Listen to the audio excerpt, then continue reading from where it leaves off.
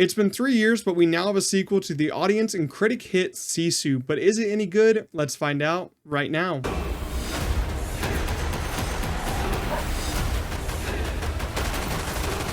So even though the first Sisu was a big action crowd pleaser, I didn't really find a lot of enjoyment in it, and I ultimately thought it was another misfire, so I went into the sequel with some very low expectations, and I actually enjoyed it a little bit more than the first one, but I still have some major issues with it, and I'm far from loving it. But I will say, if you like the first movie, you will probably love this sequel as it's bigger and the action is way more bombastic. We can't not talk about how this is basically another film series that is a straight up ripoff of the John Wick film series, because it literally is, and studios have been trying to replicate the success of the Wick movies for years and years now, ever since the first one became a huge hit, and the second one was even bigger, the third one was even better, and then the fourth one was also a huge hit. And guess what?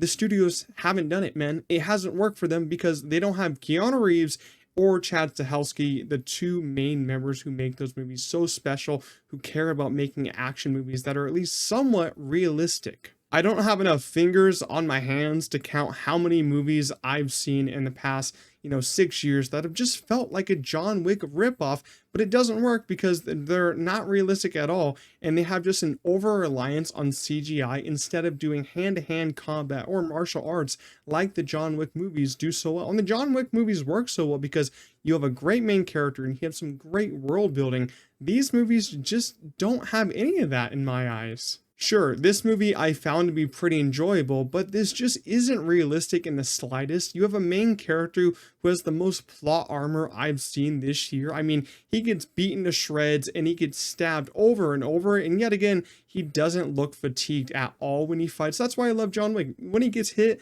when he gets tired, you can see it on Keanu Reeves' faces because his knees hurt, man. He actually hurts.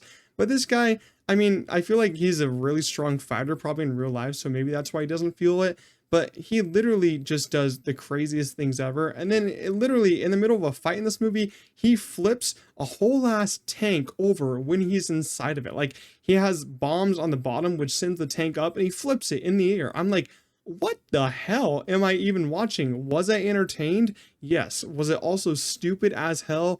Hell yeah, it was. This is kind of a movie of two halves for me, because the first half felt like kind of just a continuation of that first Sisu movie, and I didn't really care for that. As I said, I thought that one was pretty lackluster, pretty boring in parts, and the first half of this one, it took a while to get going. I mean, it was pretty slow, but once they got to that second half where the Sisu main character, I forget his name, but he gets captured, and then they are on a train and he has to like fight his way through all the different train cars.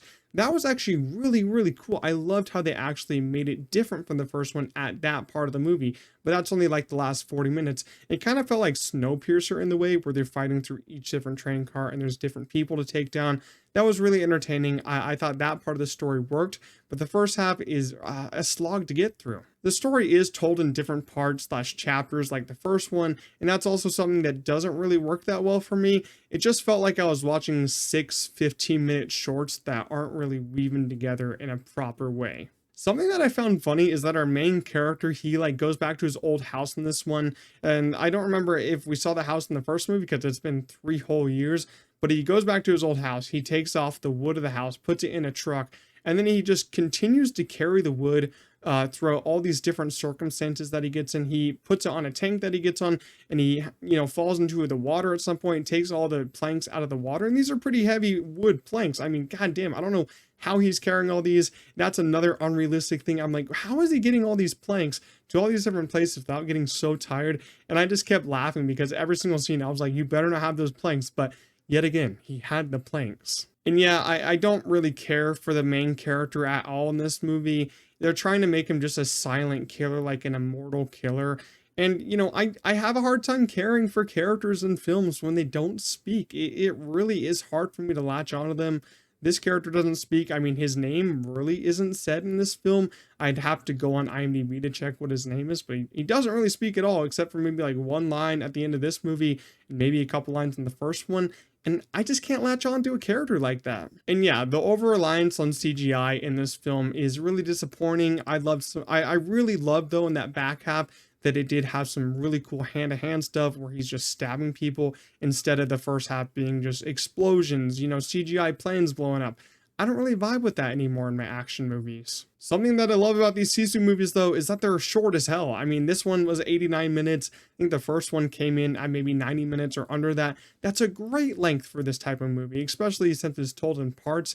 If this was 2 hours though, I would be very bored very fast. Overall, while Sisu Road to Revenge is better than the first entry, it still isn't great, and I think that these movies are just pretty forgettable. The first half really just felt like the first movie, while the second half on the train felt really entertaining and enjoyable, even though it was all pretty unrealistic at times, and the CGI was all over the place. I had fun with this one, and you might love it, but it still isn't my type of action movie. I'm gonna give Sisu Road to Revenge a low 6 out of 10.